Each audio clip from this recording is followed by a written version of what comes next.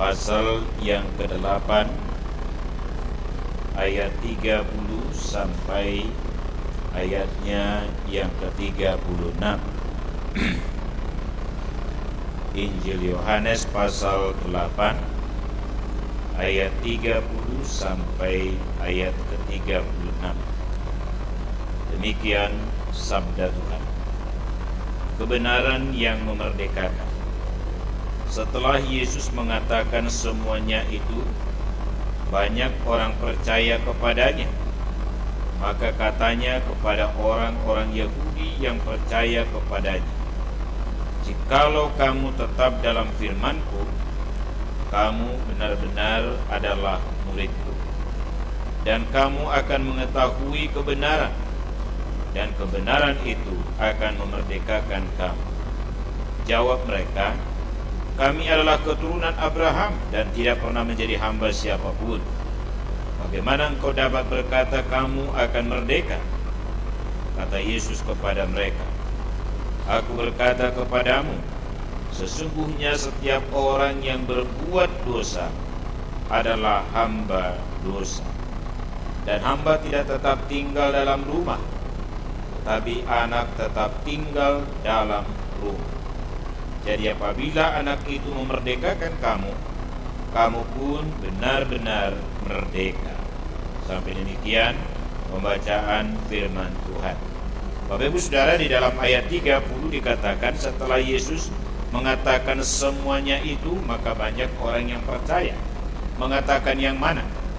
Di dalam ayat yang ke-8 mulai bicara sampai ayat yang ke-20, Yesus memaparkan bahwa Dia adalah terang dunia, dan orang yang percaya kepadanya tidak akan lagi berjalan di dalam kegelapan. Itu yang pertama. Dan ayat yang bagian yang kedua adalah ayat 21 sampai ayat 29, yaitu apa? Berbicara tentang bahwa Yesus bukan dari dunia tetapi dari surga, dan Yesus akan naik ke surga, dan orang-orang Yahudi itu tidak akan pernah bisa mengikutinya. Itulah sebabnya dikatakan ayat 30, setelah mengatakan semuanya itu. Dan waktu Yesus mengatakan semuanya itu, siapa dirinya yang sejatinya, maka dikatakan ayat 30 itu, ada banyak orang yang percaya, orang Yahudi percaya kepadanya, kepada Tuhan Yesus. Karena itu saudara, kalau kita perhatikan pada bagian ini, saya melihat ada beberapa hal. Yang pertama, ini adalah relasi antara iman dan objek iman. Artinya apa? Iman yang tulus tanpa objek iman yang benar, itu adalah sebuah iman dalam ketulusan, di dalam kesesatan. Artinya tulus sesat di dalam ketulusan. Artinya kalau orang mengaku beriman tetapi tanpa objek atau tanpa pengenalan objek yang benar, itu artinya dia sesat di dalam ketulusan. Karena itu Yesus memaparkan siapa dirinya, dan ketika dia menjelaskan siapa dirinya, akhirnya orang Yahudi percaya kepadanya. Ini satu hal Bapak Ibu Saudara, karena bisa banyak orang mengaku beriman, tapi pertanyaannya, objek imannya siapa? Kalau saya mau kasih satu ilustrasi seperti ini, orang yakin kali bahwa dia mau ke Brastagi, yakin kali, dan memang rencananya mau ke Brastagi, dan yakin kali kalau dia naik bus akan sampai di Brastagi, tetapi yang dinaikinya bukanlah Sinabung, tetapi dia naik Intra. Maka seyakin-yakinnya dia sampai ke Brastagi, maka yang sampai dia tidak akan pernah ke Brastagi, tapi dia akan sampai di Siantar. Yang saya mau katakan di dalam hal ini, kenapa ditekankan dalam ayat 30 betapa pentingnya mengenal Yesus sang objek iman, supaya ketika kita beriman didasarkan kepada sebuah pengenalan, sehingga iman kita itu berlabuh, ya, iman kita itu bermuara atau berlabuh pada sebuah objek. Itulah iman yang menyelamatkan. Karena itu kalau kita perhatikan di dalam hal ini, sangat ditekankan kembali oleh Tuhan Yesus pentingnya sebuah objek iman dan pengenalan yang benar. Maka di dalam ayat 31 katanya kepada orang-orang Yahudi yang percaya kepadanya, "Jikalau kamu tetap dalam firman-Ku, kamu benar-benar adalah murid-Ku." Jadi Yesus mau mengatakan satu hal seperti ini, bahwa di sini ditekankan betapa pentingnya true believers, yaitu orang yang percaya dengan sungguh-sungguh, bukan sekedar pengakuan dari mulut, bukan sekedar ikut-ikutan. Karena Yesus mau penekanan di dalam hal ini adalah bahwa tanda kemuridan atau tanpa tanda sebuah murid adalah ketika hidup di dalam firman. Di dalam terjemahan lain dalam bahasa Inggris disebut ketika engkau berpegang kepada ajaranku. Kalau engkau berpegang kepada perintah atau firmanku, maka itu berarti engkau adalah benar-benar muridku. Yang mau ditekankan Yesus adalah bahwa agar orang Yahudi yang mengaku percaya ini betul-betul karena sebuah pengenalan dan percayanya itu adalah bukan kepercayaan yang semu, tapi adalah sesungguhnya punya iman yang sejati. Kenapa ditekankan Bapak Ibu Saudara dikasih oleh Tuhan Yesus? Kalau mau kita lihat dalam korelasinya dengan sekarang ini, bukankah ada banyak orang Kristen yang mengaku percaya, tapi pertanyaannya, adakah mereka sungguh-sungguh di dalam Tuhan dan menjadi pengikut Kristus yang sejati? Gak berani kita bilang kan? Gak berani kita bilang. Maka Yesus juga mau menekankan ini, bahwa kalau kamu mengaku bahwa kamu percaya, harus ditandai kemuridan. Tanda kemuridan itu adalah bahwa kau harus, you have to hold my teaching. Engkau harus berpegang kepada ajaranku. Kau harus berpegang kepada firman yang kusampaikan. Dan firman itulah yang akan memerdekakan kamu. Yang kalau kita perhatikan di sini, saudara dikasih oleh Tuhan, bahwa betapa pentingnya iman yang tulus sejati dengan sebuah menjadi percaya yang sungguh-sungguh dengan sebuah hal, bahwa we are not fans, but we are faithful followers. Yesus mau bukan menjadi orang fans, pengikutnya itu. Jadi ketika Yesus menjelaskan dirinya siapa, yang mengaku percaya ini jangan sampai sekedar fans, tapi yang mau Yesus tekankan supaya mereka menjadi orang yang sungguh-sungguh beriman. Bahkan kalau bisa menjadi faithful followers, menjadi pengikut yang setia. Kalau mau kita lihat zaman sekarang, bukankah banyak orang mengaku fans atau mengaku percaya kepada Kristus, tapi berapa banyak orang menjadi faithful followers, menjadi pengikut yang setia kepada Kristus. Dan kalau kita lihat pada bagian ini, saudara, ini sangat relevan bagi kita warga gereja pada zaman sekarang. Kenapa saya katakan relevan kepada warga gereja sekarang ini? Oleh karena banyak warga gereja deklarasi imannya tiap minggu di gereja, tapi bisa nggak bahwa mereka belum lahir baru? Deklarasi iman, pengakuan iman rasuli tiap minggu di gereja, tapi juga tetap hidup di dalam dosa. Deklarasi iman dan pengakuan iman rasuli di gereja, tapi bukankah mereka tetap dalam gelimangan dan keterikatan dengan kuasa gelap dan keterikatan dengan dosa, dan mereka bukan menjadi orang yang merdeka? Itulah sebabnya Yesus menekankan itu kembali. Kalau engkau mengaku percaya kepadaku, hal yang kedua penekanannya kata Tuhan Yesus, engkau harus berpegang sungguh-sungguh kepada firmanku, maka itu akan menjadi tanda kemuridan bagimu. Itu ayat 31.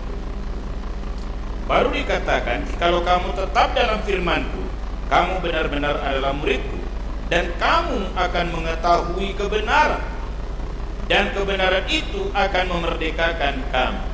Saudara yang dikasihi oleh Tuhan, jadi ketika orang berpegang kepada firman, maka akan mengenal atau mengerti kebenaran. Apa hubungannya atau apa maksudnya? Karena ini menimbulkan pertanyaan ini. Artinya mau ditekankan oleh Tuhan Yesus di sini adalah bahwa tanda beriman berpegang kepada firman, tapi bukan firman dalam artian sebatas pemahaman kognisi, pemahaman ilmu, pemahaman pengetahuan, tetapi adalah menjadi sebuah pengenalan fakta empiris. Apa maksudnya? Yang saya mau katakan seperti ini. Misal, ini contoh hal. Dari dulu tahu kok orang Yohanes 3:16 luar kepala kan? Pertanyaannya, itu kan pemahaman kognisi kan? Karena begitu besar kasih Allah ke dunia bla bla bla bla bla. Kognisi enggak? Pertanyaannya, berapa banyak orang mengenal kebenaran dalam arti itu empiris? Pengalaman dia bahwa dia betul-betul beriman kepada Kristus dengan sebuah keyakinan ketika suatu saat dia meninggal, maka dia yakin sudah diselamatkan. Maka dikatakan ketika engkau berpegang kepada firman-Ku, maka engkau mengerti kebenaran. Kebenaran dalam dua aspek ini, yaitu kebenaran secara konsep kognisi, dan yang kedua kebenaran secara empiris, bahwa firman itu dialami, firman itu sungguh-sungguh diimani. Saya kasih contoh. Bapak Ibu setuju nggak kalau dikatakan Allah itu baik? Pertanyaan saya, berapa banyak kita merasakan bahwa Allah itu baik sehingga kita tidak perlu takut, tidak perlu khawatir, tidak perlu cemas dalam hidup? Belum tentu ketika orang berkata Allah itu baik, itu kognisi. Pertanyaannya, sejauh mana Allah yang baik itu meneduhkan hatimu, meneduhkan jiwamu, menghilangkan kecemasanmu, menghilangkan kekhawatiranmu. Itu yang dikatakan di sini. Maka ketika engkau berpegang kepada firman-Ku, maka engkau akan mengerti kebenaran bukan sebatas kognisi, tapi kebenaran dalam empiris, menjadi pengalaman oleh karena kau beriman, menjadi pengalaman oleh karena kau berpegang, menjadi pengalaman oleh karena kau yakin, menjadi pengalaman oleh karena betul-betul telah kau nikmati dan telah kau alami di dalam kehidupan. Itu yang dikatakan berpegang dalam firman. Barulah dikatakan, perhatikan urutan itu saudara, bahwa engkau berpegang atau berpegang dalam ajaranku atau firmanku, engkau mengerti kebenaran, dan kebenaran itulah yang memerdekakan engkau, set you free. Kenapa dikatakan kemerdekaan itu akan memerdekakan? Bukankah ketika kita mengenal dan katakan berpegang kepada firman Allah yang menjadi sebuah pengalaman dalam hidup kita, bukankah itu memberikan kemerdekaan bagimu? Saya kasih contoh. Realis saja kita Yohanes 3:16. Banyak gak orang yang tahu ayat itu tapi tak yakin dia selamat? Masih diperbudak gak kira-kira? Masih diikat gak kira-kira? Tapi ketika dia betul-betul itu membuat menjadi sebuah pengalaman bagi dia karena dia beriman akan Kristus, akan karya Kristus di kayu salib, merdeka nggak dia dari ketakutan akan kematian? Bang Ferry kan nggak takut mati kan? Cuma jangan dulu, kan gitu aja. Kan gitu. Artinya kita kan nggak takut kita mati. Karena apa? Kita mati udah pasti ada tempat kita di surga. Amin ya. Tapi kan kita bilang ya jangan dulu, masih banyak kerja kita. Kecuali kata Tuhan, dah selesai kerjamu Ferry, pulanglah kau, gitu kan, itu lain hal, gitu ya kan ceritanya. Yang saya mau katakan, merdeka nggak kita dalam hal itu? Ketika kita berpegang kepada kebenaran firman bahwa Kristus mati di kayu salib, bangkit dari kematian, mengampuni semua dosa kita, merdeka nggak kita bahwa kita tidak lagi di bawah tekanan under pressure daripada dosa? Maka kita menjadi orang yang merdeka. Ada banyak aspek kemerdekaan kalau kita bahas di dalam bagian ini. Maka Kristus kembali menekankan itu, pegang firman-Ku, ajaran-Ku, maka engkau mengerti kebenaran, dan kebenaran itulah yang akan memerdekakan engkau. Karena itu saudara yang dikasihi oleh Tuhan, kalau misalnya kita hafal Matius pasal 6, cari dahulu kerajaan Allah 33-34 dan kebenarannya, maka semuanya akan diberikannya kepadamu. Udah merdeka nggak kita? Baca ayat itu berkali-kali takut juga, khawatir juga kan? Malah kita bisa bernyanyi, jangan kamu khawatir. Pada saat yang sama kita khawatir kali. Berarti kan nggak merdeka? Nggak merdeka kan? Gitu. Misalnya nih, sorry itu saya bilang antara diriku yang belum berkeluarga. Oke, baik. Ya, Roma 8 ayat yang ketiga dua hafalnya kan? Dia yang tidak menyayangkan anaknya, tetapi yang menyerahkannya mati bagi kita. Bagaimana mungkin dia tidak mengaruniakan segala sesuatu bagi kita? Saya mau tanya, masih yakin gak kalian dengan ayat itu? Bahwa kalian tidak takut dan khawatir bahwa Tuhan akan memberikan yang terbaik pasangan sama kalian? Amin. Teorinya kan. Tapi besok malam minggu kau stres. Berarti kau gak merdeka. Berarti kan gak merdeka kau kan. Maka kalau engkau betul-betul memahami itu, maka malam minggu pada besok hari kau tidak akan stres. Berarti belum waktu Tuhan, ini style. Itu aja, tenang kita dalam hidup ini. Karena itu saudara dikatakan betapa pentingnya berpegang kepada ajaran Tuhan. Maka itu kita mengerti kebenaran, dan kebenaran itulah yang memerdekakan kita. Dan itu yang mau disampaikan oleh Tuhan Yesus kepada pembaca atau kepada orang Yahudi pada bagian ini. Ayat yang ke-33, 34 ketika Yesus berkata demikian. Jawab mereka, kami adalah keturunan Abraham, bapa orang beriman, dan tidak pernah menjadi hamba siapapun. Bagaimanakah engkau dapat berkata kamu akan merdeka? Kata Yesus kepada mereka, aku berkata kepadamu, sesungguhnya setiap orang yang berbuat dosa adalah hamba dosa. Saudara dikasih oleh Tuhan Yesus, menjawab kalimat atau pernyataan Tuhan Yesus itu, orang Yahudi itu berkata, "Duh, kami ini keturunan Abraham." Kau jangan macam-macam. Bapak kami orang beriman, opung kami orang beriman. Jadi kami tidak pernah jadi hamba siapapun. Mantap kali jawaban itu ya. Gitu. Mereka secara hierarki memang turunan Abraham sebagai umat pilihan Allah Yahudi. Tapi pertanyaannya, adakah mereka orang yang sungguh-sungguh beriman? Makanya keturunan Abraham secara garis keturunan dan keturunan Abraham secara suku bangsa belum tentu sama dalam hal imannya kepada Yahweh. Ini banyak juga terjadi bagi kita.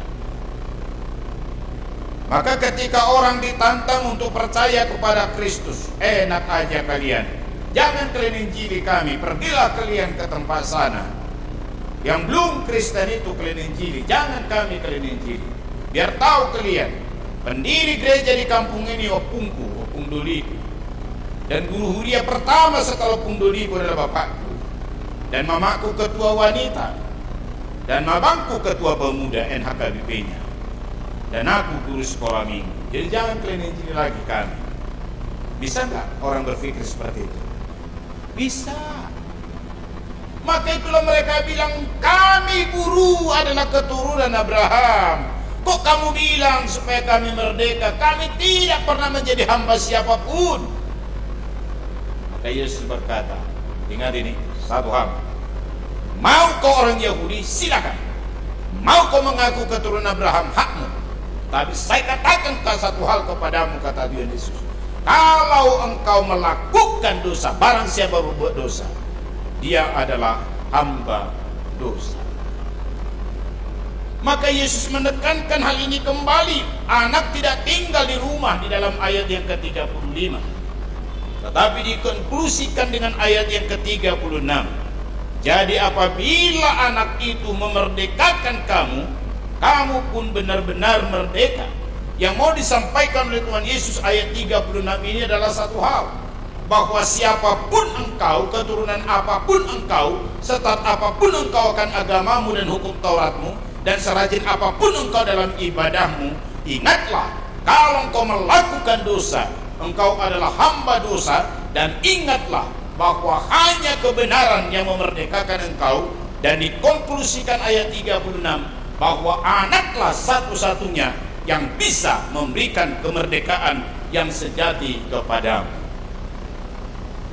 Ini menimbulkan pertanyaan bagi kita. Kenapa Yesus sampai ngomong demikian, dan apa maksudnya daripada perkataan daripada Tuhan Yesus ini? Jemaat yang dikasihi oleh Tuhan, ingat ayat ini. Yang melakukan dosa adalah hamba dosa. Kalau dia hidup di dalam dosa, dan ingat satu hal, Alkitab mengajarkan bukan karena kita melakukan kejahatan maka kita berdosa, tapi karena kita orang berdosalah maka kita melakukan kejahatan. Itulah dosa warisan yang kita miliki sejak Adam jatuh ke dalam dosa. Ingat, saya ulangi kalimat ini. bukan karena melakukan kejahatan maka engkau dan saya menjadi orang berdosa, tapi karena orang berdosalah kita sejak kandungan ibu kita, maka kita melakukan kejahatan, dan ketika kita melakukan kejahatan itu membuat kita semakin berdosa. Jangan dibalikkan. We sin because we are sinners. Alkitab tidak mengajarkan teori tabula rasa. Kalau teori tabula rasa, ini kertas putih ketika kita lahir, maka ketika kita melakukan kejahatan ada 1 bintik, 2 bintik, 3 kali lagi 3 bintik, 10 kali berdosa 10 kali bintik. Maka lama-lama kain putih ini berubah menjadi kain hitam. Itu teori tabula rasa. Tapi sejak Adam jatuh ke dalam dosa, maka semua manusia yang lahir dari perkawinan, manusia yang lahir setelah Adam dan Hawa, semua adalah manusia yang telah berdosa. Maka tidak bisa tidak, Yahudi yang beragama, Yahudi yang mengenal menurut mereka tahu Yahweh, adalah orang yang berdosa secara status, dan mereka adalah hamba dosa.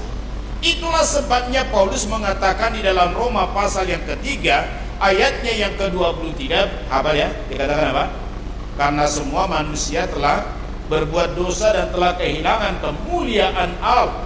Siapa di antara kita yang tidak berdosa?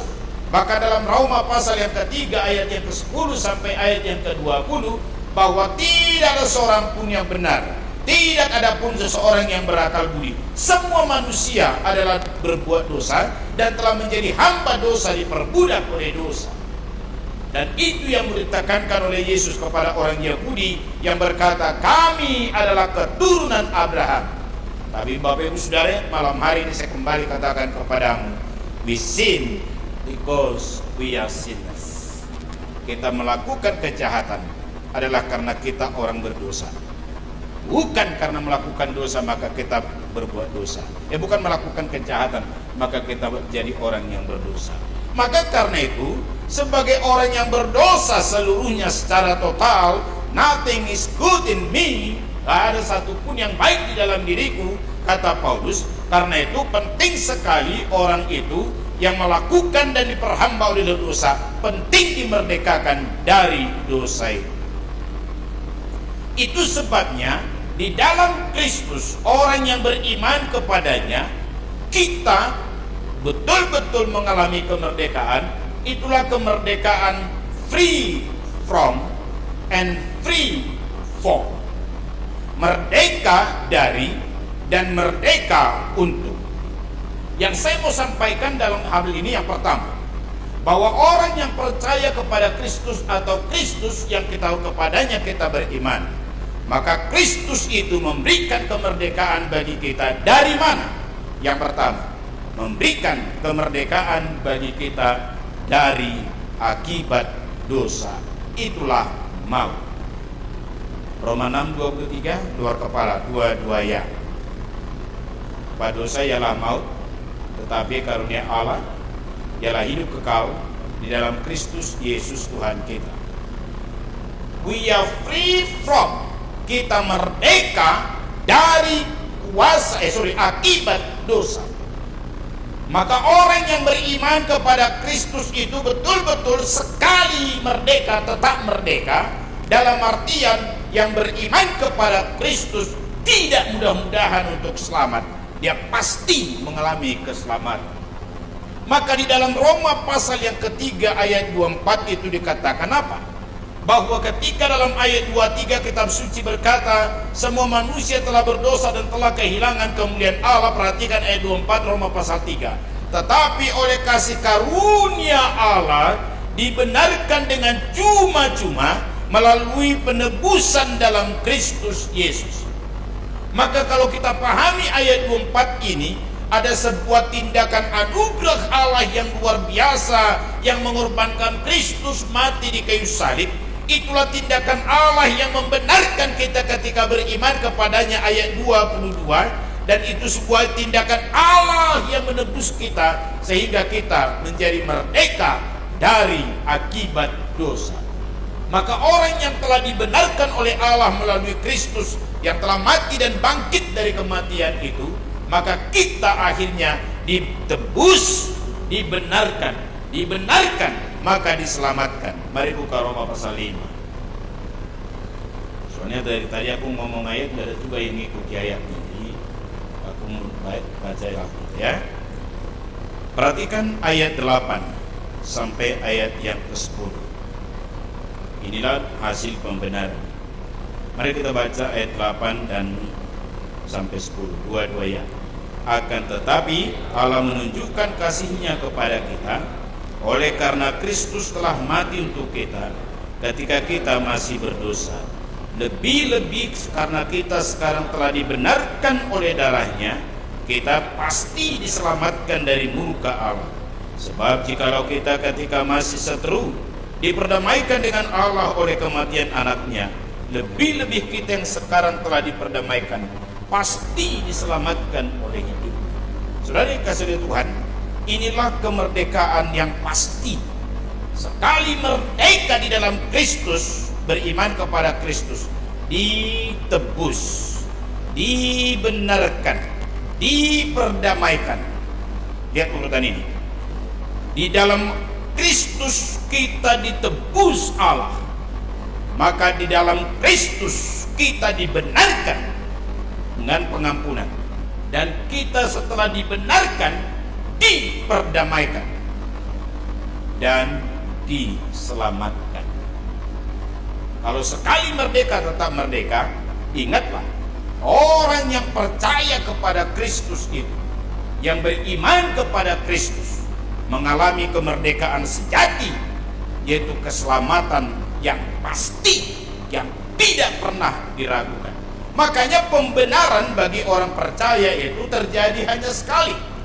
Justifikasi itu hanya terjadi sekali dalam hidup kita, tidak pernah dua kali. Tetapi ketika kita beriman kepada Kristus itu, maka kita dibenarkan oleh Allah, dan itu sekali untuk selama-lamanya, dan memberikan kepastian akan keselamatan bagi kita. Itulah sebabnya sekali merdeka tetap merdeka. Makanya saudara, saya punya pemahaman, orang yang betul-betul lahir baru gak mungkin murtad. Orang yang lahir baru itu gak mungkin lagi menyangkali Kristus. Maka ketika orang berkata, dia dulu kan ikut di PDP ya, di Christian Workers Fellowship, iya, dia dulu ikut mengajar sekolah minggu, iya. Tapi saya katakan kembali kepada, kalau telah dimerdekakan oleh Kristus dari maut, maka dia akan tetap merdeka untuk mendapatkan kepastian keselamatan. Mari buka Yohanes 5 ayat 24. Yohanes pasal 5 ayat 24.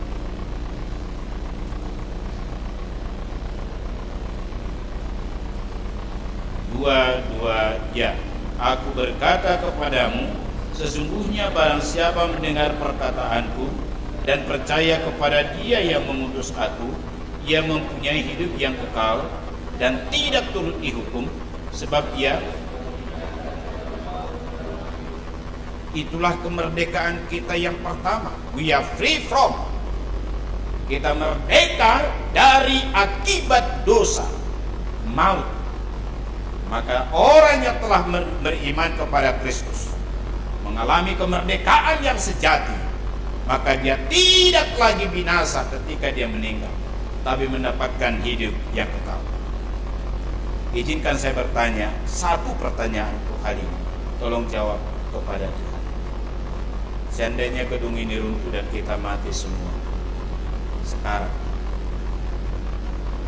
udah yakin gak bahwa ada tempat di surga? Udah yakin gak bahwa kau diselamatkan? Kalau kau ragu, rugi. Apalagi kalau kau gak percaya, sayang kali dan menyedihkan. Itulah kemerdekaan yang pertama. Yang kedua, kalau kau memegang firman, dikatakan akan kau mengerti kebenaran, dan kebenaran Tuhan memerdekakan kau. Dan ayat 36 bahwa Kristuslah yang sungguh-sungguh memerdekakan dan memberikan kemerdekaan sejati kepadamu. Yang kedua, we are free from, the power of sin. Kita merdeka dari kuasa dosa. Yang pertama, merdeka dari akibat dosa, itulah maut, maka ada pasti keselamatan. Yang kedua, kita merdeka dari kuasa dosa. Mari buka Roma pasal yang ke-7. Roma pasal yang ke-7. Mari kita baca bersama ayat 19 sampai 20. Dua-dua ya. Sebab bukan apa yang aku kehendaki, yaitu yang baik yang aku perbuat, melainkan apa yang tidak aku kehendaki, yaitu yang jahat yang aku perbuat. Jadi jika aku berbuat apa yang tidak aku kehendaki, maka bukan lagi aku yang memperbuatnya, tetapi dosa yang diam di dalam aku. Saudara yang dikasihi oleh Tuhan, pernah enggak kepingin dan nyesal tidak akan bohong lagi, tapi belum berapa menit sudah bohong? Pernah enggak akan berhenti marah, ternyata belum berapa lama marah lagi? Pernah enggak jadi Tuhan, aduh nyesel aku Tuhan, gak mau lagi aku cakap kotor dan kasar, ternyata gak lama dia cakap kotor lagi dan kasar. Maka kita berkata, Tuhan tolong aku tidak mau lagi melakukan ini, tapi Engkau ulangi. Maka Paulus berkata, bukan apa yang baik yang aku inginkan yang aku lakukan, melainkan apa yang jahat yang aku benci, itulah yang aku kerjakan. Kenapa itu terjadi? Lihat ayat 20. Bukan aku yang melakukannya, tetapi apa? Dosa yang ada di dalam aku. Yang dalam hal ini Paulus sampai pernah frustasi. Perhatikan ayat 24. Aku manusia, bilang apa? Siapakah yang dapat menyelamatkan aku? Ayat 25. Syukur. Ayo baca 25. Syukur pada Allah. Baik.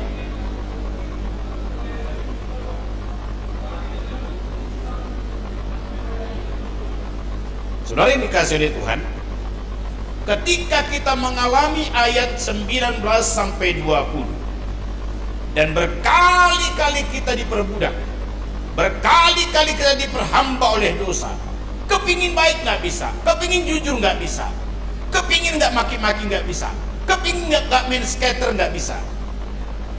Kan banyak anak muda sekarang main skater ya, Bang Ferry ya. Kepingin berhenti berzina nggak bisa, kepingin berhenti kasar sama istrinya nggak bisa, kepingin mau tunduk sama suaminya nggak bisa. Bukan aku yang melakukannya, melainkan apa? Maka dosa dan kuasanya itu harus dihancurkan, harus dikalahkan, dan itu hanya oleh Yesus yang telah mati dan bangkit. Makanya dalam 1 Korintus pasal yang ke-15 ayat 54 sampai 57, hai maut di manakah sengatmu? Sengat maut di dalam dosa, tapi itu telah dihancurkan, telah dikalahkan oleh Kristus dengan kebangkitannya dari kematian. Disitulah sebabnya di dalam Kristus we are free from the power of sin. Kita merdeka dari kuasa dosa, maka kita bisa mengalami kemenangan.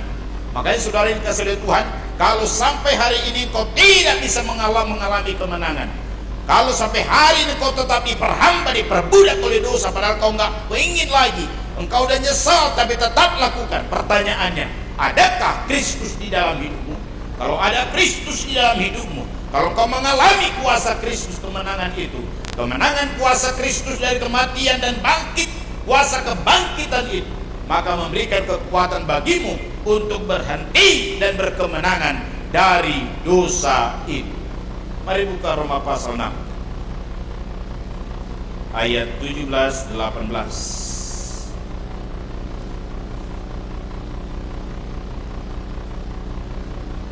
Roma 6, 17-18. Mari kita baca bersama dua-dua ya. Tetapi syukurlah kepada Allah Dahulu memang kamu hamba dosa, tetapi sekarang kamu dengan segenap hati telah menaati pengajaran yang telah diteruskan kepadamu. Kamu telah dimerdekakan dari dosa dan menjadi hamba kebenaran. Ayat 22.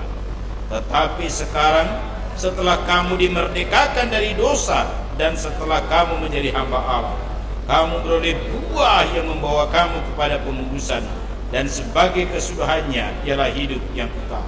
Saudara yang kasih oleh Tuhan, ingat, without Christ we are not able not to sin. Non posse, non peccare, itu bahasa Latinnya. Tidak mampu untuk tidak berdosa. Tapi in Christ, di dalam Kristus, we are enabled not to sin. Kita dimampukan untuk tidak berbuat dosa. Itulah kemerdekaan yang kedua yang kita alami, bahwa bersama Kristus dan di dalam Kristus dengan kuasa Kristus, kita dimampukan untuk berhenti berbuat dosa. Kita dimampukan berkemenangan dari dosa. Kita dimampukan berkemenangan dari kedagingan. Kita dimampukan berkemenangan dari kebiasaan buruk. Kita dimampukan berkemenangan dari segala dosa sebelum kita beriman kepada Kristus. Itu sebabnya saudara dikasih oleh Tuhan, beriman bertobat dalam konsep Alkitab dipahami dengan satu kata, yaitu konversi. Konversi artinya adalah iman kepada Kristus dan pertobatan dari dosa. Maka kalau orang hanya berhenti berbuat dosa tapi tanpa iman kepada Kristus, itu bukanlah pertobatan yang sejati. Tapi pertobatan yang sejati adalah konversi, yaitu ketika kita mengaku beriman kepada Kristus, itu harus disertai, itu harus ditandai dengan sebuah pertobatan, berhenti dari hal yang jahat dan belajar untuk mengikut Kristus. Itulah konversi. Pertanyaan saya, saudara yang dikasihi Tuhan, adakah sampai sekarang engkau diperbudak oleh kebiasaan burukmu, masa lalumu?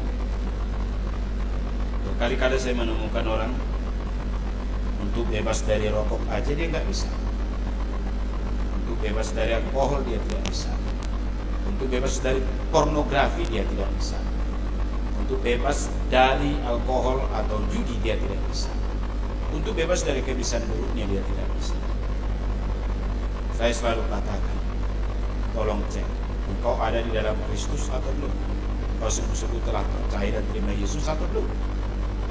Dan saya bilang, kau udah pernah nggak secara pribadi mengaku percaya, mengundang dan menerima Kristus sebagai Tuhan dan Juru Selamat? Dia bilang tidak. Maka saya bilang, belajar. Kalau Kristus sudah hidup di dalam engkau dan engkau tidak hidup di dalam Kristus, we are not able not to sin. Kalau saya mau kasih curhat sedikit, ketika saya terima Kristus secara pribadi, bukan KKR, tapi KKR dari surga, maka doaku seperti itu.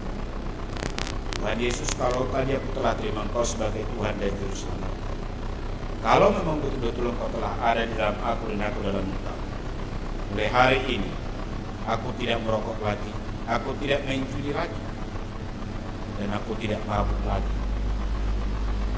Dan itulah doaku sekali sampai hari ini. Sebelumnya aku nggak mampu. Ketika aku bilang aku karena kalah main judi, aku nggak main judi lagi, besok main lagi. Ketika aku bilang aku tidak akan minum lagi, besok mabuk lagi. I'm not able. Aku nggak mampu. Tapi puji Tuhan, setelah saya menerima Kristus di dalam hidup, saya mengalami kemerdekaan itu. Aku merdeka dari kuasa dosa.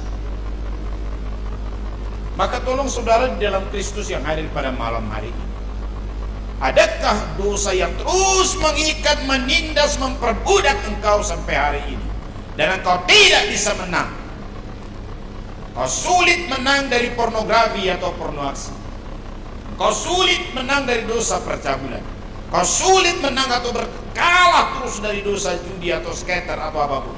Engkau kalah terus dari marah, emosimu yang tidak terkontrol.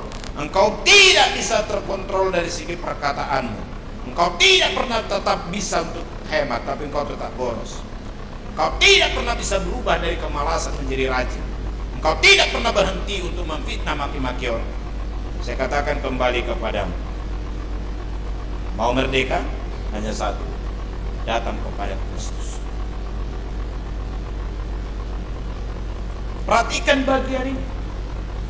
Bukan apa yang baik yang aku inginkan yang aku lakukan, tapi apa yang jahat yang aku benci, itulah yang aku kerjakan. Bukan aku lagi melakukannya, melainkan dosa yang ada di dalam aku. Karena itu apa? Dosa dan kuasanya itu harus dihancurkan, harus dipatahkan. Dan itu bukan dengan agama, bukan dengan kegiatan rohani, bukan dengan persembahan, dan bukan dengan kekuatanmu. Hanya bisa dipatahkan oleh kuasa Yesus Kristus. Karena itu datanglah kepada Dia. Ini yang kita perhatikan pada bagian ini, bagian ayat yang ke-32 dan ayat 36, bahwa dikatakan, jadi apabila anak itu memerdekakan kamu, kamu pun benar-benar merdeka. Saudara yang dikasihi oleh Tuhan, jangan lagi ada kita yang diperhamba oleh dosa sampai sekarang, diperbudak terus. Maka alami kuasa Kristus, nikmati itu. Kalau di kantor kau tidak bisa tetap jujur berintegritas, saya bertanya, ada Kristus nggak di dalam dirimu?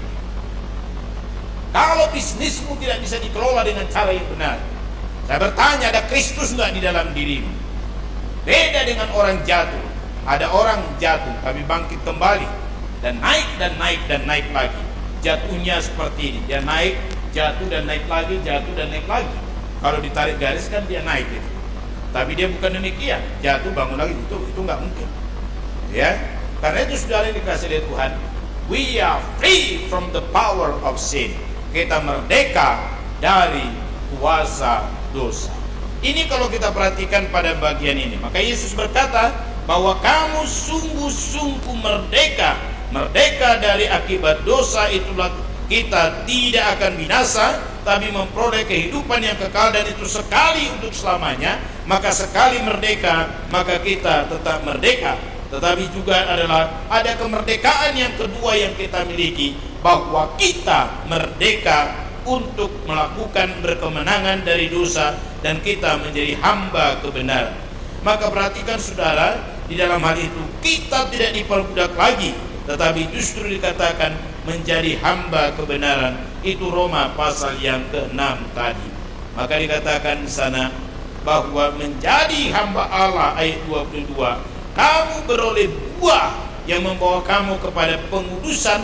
Itulah progressive revelation. Makin lama makin suci, makin lama makin taat, makin lama makin hidup benar di hadapan Allah. Saudara yang dikasihi Tuhan, coba cek hidup kita masing-masing. Hari ini kita lebih suci enggak dengan bulan yang lewat dan tahun yang lewat? Hari ini hidup kita makin benar enggak dibandingkan hari-hari atau bulan atau tahun yang lewat? Kalau tidak, ada yang salah dalam diri. Maka dikatakan yang sebuah progressive sanctification, yaitu penyucian yang berkesinambungan, penyucian yang makin maju, makin lama makin tinggalkan dosa, makin lama makin hidup menang, makin lama makin hidup dalam kebenaran. Dan itulah dikatakan mempersiapkan kita masuk ke dalam sebuah keselamatan di dalam Kristus. Karena itu saudara, pentingnya kita menyadari akan hal ini. Maka ada kuasa yang diberikan oleh Tuhan bagi kita mengalami kemenangan. Mari buka 1 Petrus 2 ayat yang ke-16. 1 Petrus 2 ayat 16.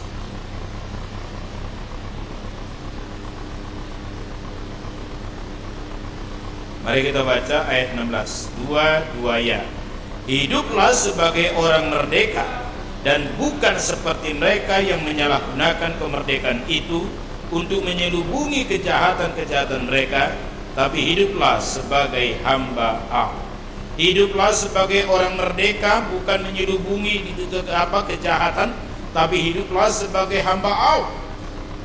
Saudara yang dikasihi oleh Tuhan, disinilah mau ditekankan oleh Tuhan Yesus kepada pembaca tadi di orang Yahudi, Yohanes pasal yang ke-8 tadi, supaya mereka tidak sekedar mengaku beriman atau percaya, tapi betul-betul menjadi pengikut Kristus yang setia, menjadi hamba Allah yang hidup di dalam kekudusan, belajar makin hari makin taat, belajar makin hari makin setia.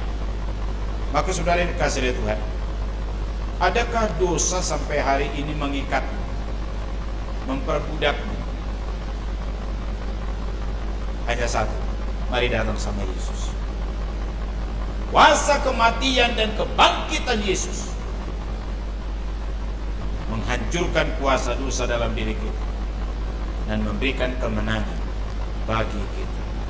Maka we are enabled not to sin. Kita dimampukan untuk tidak berbuat dosa. Bukan mampu, tapi dimampukan. Beda ya. Disinilah kalau kemerdekaan yang pertama soal akibat merdeka dari akibat dosa, itu sifatnya monergis, mutlak karya Allah. Kalau menang atau kemerdekaan dari kuasa dosa, itu sifatnya sinergis. Ada bagian kita dan ada bagiannya Tuhan. Di situ, maka kita berkolaborasi di dalam hal ini untuk menang dari kuasa dosa. Dan nanti yang ketiga, kita mengalami kemerdekaan dari adanya dosa, itu pemuliaan, dan itu terjadi saat Kristus datang kedua kali. Baik, yang berikutnya saudara, mari membuka Galatia pasal 5 ayatnya yang ke-13. Galatia pasal 5 ayat 13.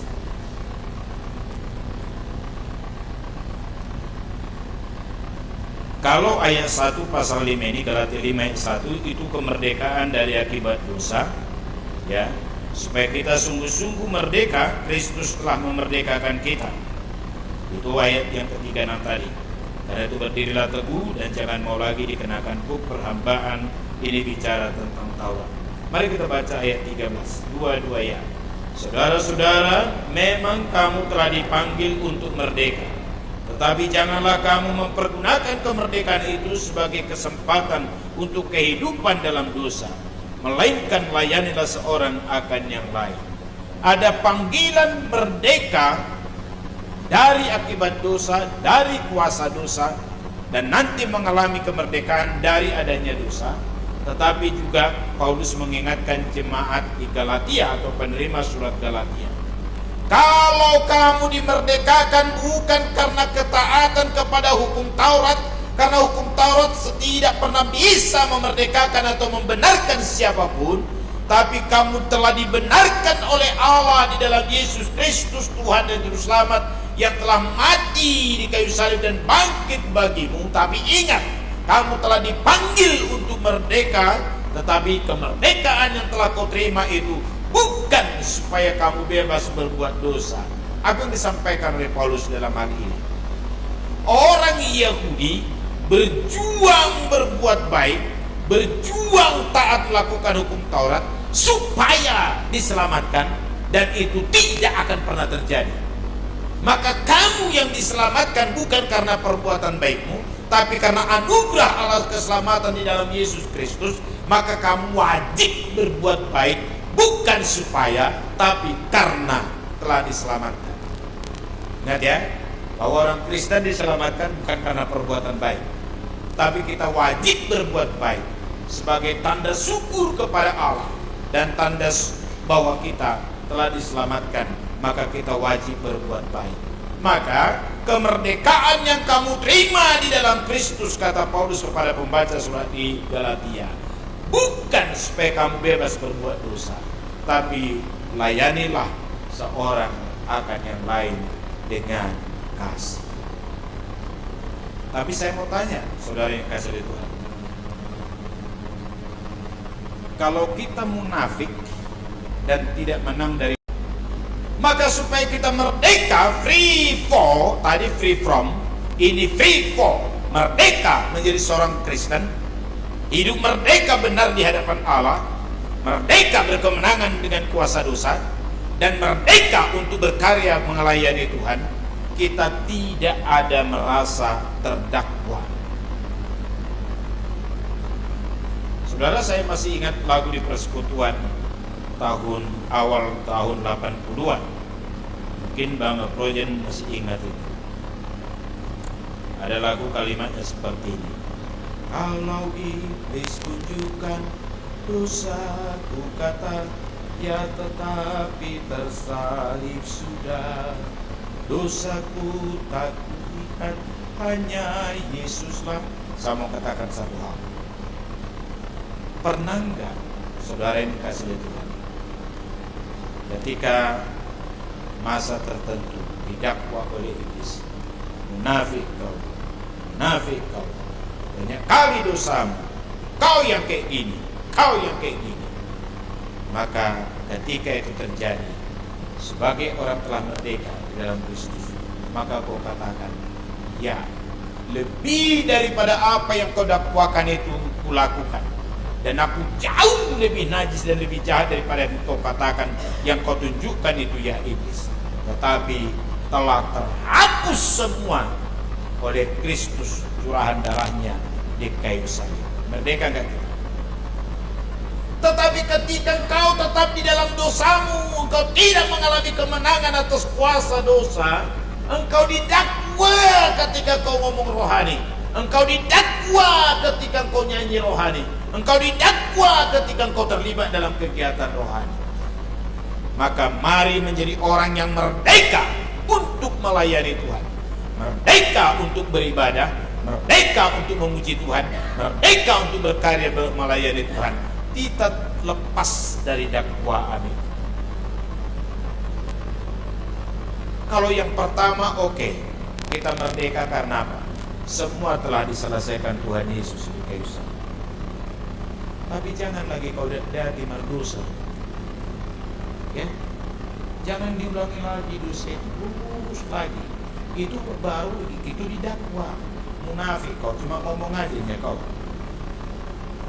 Makanya we are free for, kita menjadi orang yang merdeka untuk mengikut Tuhan. Kita menjadi orang yang merdeka untuk melayani Tuhan. Makanya kemerdekaan yang diberikan kepadamu bukan supaya kamu bebas berbuat dosa, melainkan layani seorang akan yang lain dengan kasih. Terakhir sebelum saya tutup, saudara dikasih oleh Tuhan, adakah di antara saudara yang hadir malam ini yang pernah terlibat kuasa gelap, terlibat perdukunan, terlibat perjimatan, ya? Mau white magic dan black magic sama-sama magic kan? Gitu. Kau mati. Dan ingat, memerdekakan dan melepaskan orang dari keterikatan kuasa kegelapan dan akibat dosa okultisme hanya satu, Kristus yang telah mati dan bangkit untuk kita. Dan itu kalau ada di antara saudara, kau harus datang kepada Tuhan malam ini. Mari kita berdoa.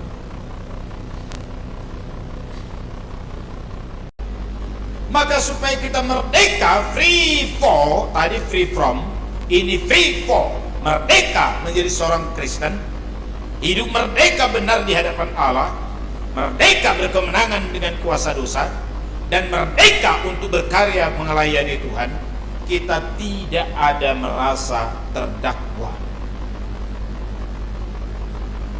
Saudara, saya masih ingat lagu di persekutuan awal tahun 80-an. Mungkin Bang Projen masih ingat itu. Ada lagu kalimatnya seperti ini. Kalau iblis tunjukkan dosaku kata, ya tetapi tersalib sudah. Dosaku tak kulihat, hanya Yesuslah. Saya mau katakan satu hal.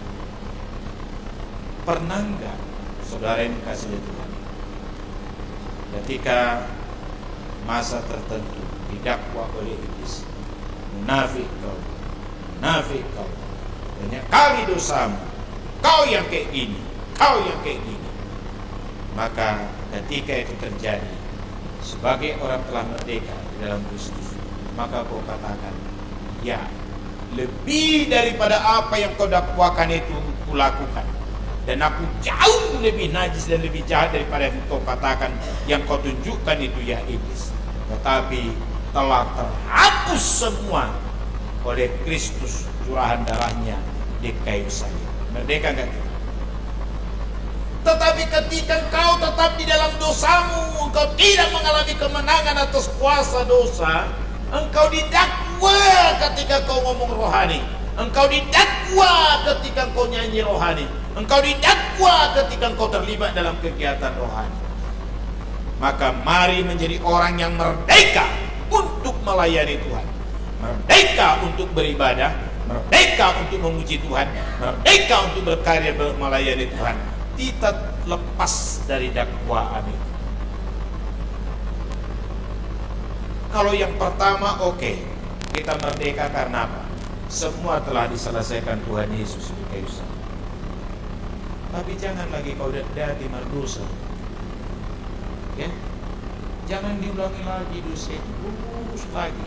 Itu baru, itu didakwa. Munafik kau, cuma ngomong aja ya kau. Makanya we are free. Kita menjadi orang yang merdeka untuk mengikut Tuhan. Kita menjadi orang yang merdeka untuk melayani Tuhan.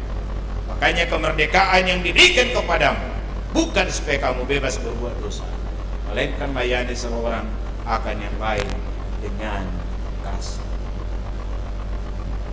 Terakhir sebelum saya tutup, saudara dikasih oleh Tuhan, adakah di antara saudara yang hadir malam ini yang pernah terlibat puasa gelap, terlibat perdukunan, terlibat perjimatan, ya? Mau white magic dan black magic sama-sama magic kan? Gitu. Kau mati. Dan ingat, memerdekakan dan melepaskan orang dari keterikatan kuasa kegelapan dan akibat dosa okultisme hanya satu, Kristus yang telah mati dan bangkit untuk kita. Itu kalau ada di antara saudara, kau harus datang kepada Tuhan malam ini. Mari kita berdoa. Ke dalam dosa, dan kita adalah hamba dosa. Saudara ini kasih dari Tuhan, izinkan saya bertanya kepadamu, adakah engkau telah mengalami kemerdekaan dari akibat dosa? Akibat dosa adalah maut, tapi karunia Allah ialah hidup kekal di dalam Kristus Yesus Tuhan kita. Sudahkah engkau mengalami kemerdekaan dari akibat dosa? Sehingga suatu saat ketika kau meninggal, kau telah yakin ada tempatmu di surga dan tidak akan binasa lagi. Oleh karena Kristus telah mati menebus, membenarkan dan memperdamaikan kita. Kalau ada di antara saudara belum yakin, mari buka hatimu. Mari undang dan terima Kristus sebagai Tuhan dan Juru Selamat. Silakan berdoa secara pribadi.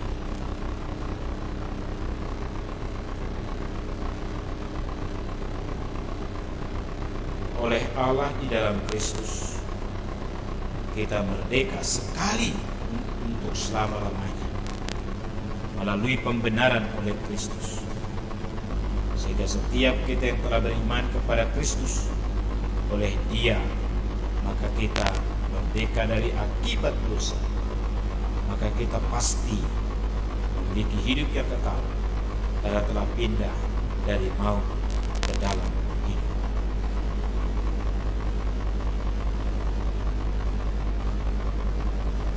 Jangan sampai ada di antara kita kalau suatu saat meninggal, kau binasa, padahal sudah lama jadi Kristen. Tapi mari alami kemerdekaan dari maut itu. Karena itu undang dan terima Kristus sebagai Tuhan dan Juru Selamat. Yang kedua, saudara, adakah di antara saudara sampai hari ini diperbudak oleh dosa? Kepingin baik tidak bisa, kepingin jujur tidak bisa, kepingin tidak melakukan kejahatan tidak bisa. Ingat, bukan engkau yang melakukannya, tapi dosa yang ada di dalam engkau. Dan dosa itu dan kuasanya hanya bisa dipatahkan, dihancurkan oleh Tuhan Yesus yang telah mati bagi kita di kayu salib dan bangkit untuk kita. Siapa di antara saudara sampai hari ini terus mengalami seperti apa yang firman Tuhan katakan dalam Roma pasal 7 itu, sampai Paulus berkata, aku manusia celaka, siapakah yang dapat menyelamatkan aku dari tubuh binasa ini? Syukur kepada Allah di dalam Kristus Yesus. Adakah di antara saudara sampai hari ini diperbudak oleh dosa? Mari alami kemenangan, kuasa kemenangan dari Kristus. Dan itu hanya bisa kalau engkau hidup di dalam Kristus dan Kristus hidup di dalam engkau. Kalau ada di antara saudara mengalami ini, mari datang kepada Kristus. Buka hatimu, undang dan terima Yesus. Mengubah hidupmu dan mematahkan kuasa dosa itu, memberikan kemenangan kepadamu. Yang ketiga, adakah di antara saudara pernah terlibat dalam kuasa kegelapan atau okultisme sejak kecil sampai sekarang? Sengaja atau tidak, melalui orang tua atau siapapun. Orang yang terlibat kuasa kegelapan adalah orang yang mati secara rohani dan hanya bisa dihidupkan kembali oleh Allah di dalam Kristus. Karena itu kalau engkau terlibat dalam kuasa kegelapan, engkau diperbudak, engkau diikat oleh roh-roh jahat. Tapi di dalam Kristus oleh kuasanya, engkau bisa merdeka dari kuasa kegelapan dan pengaruh roh-roh jahat itu. Adakah di antara saudara sampai hari ini diganggu atau dirasuk oleh kuasa kegelapan, terikat kuasa kegelapan? Saya mohon kepadamu di dalam nama Tuhan Yesus, mari datang kepada Kristus supaya engkau dihidupkan kembali dan diberikan kemerdekaan dari kuasa kegelapan.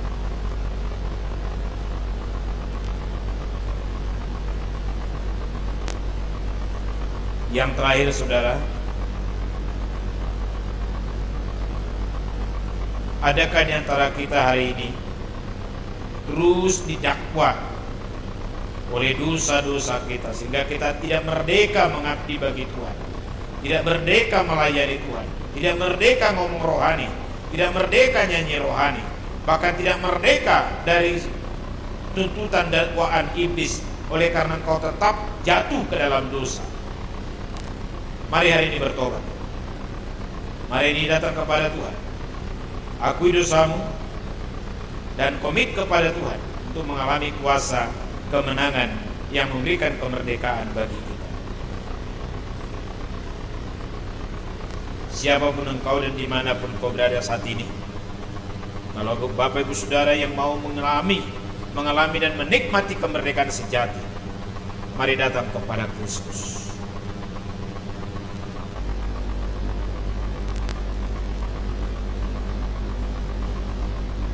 Bapa di surga, lihatlah pengakuan kami, iman kami, dan tolonglah Tuhan supaya tanpa kecuali siapapun yang mendengarkan sabdamu pada hari ini mengalami kemerdekaan sejati, sekali merdeka tetap merdeka, bahwa kami yang beriman kepada Kristus, yang telah dilahirkan kembali, yang percaya dan menerima Kristus dan memiliki Kristus, maka kami memiliki hidup yang kekal.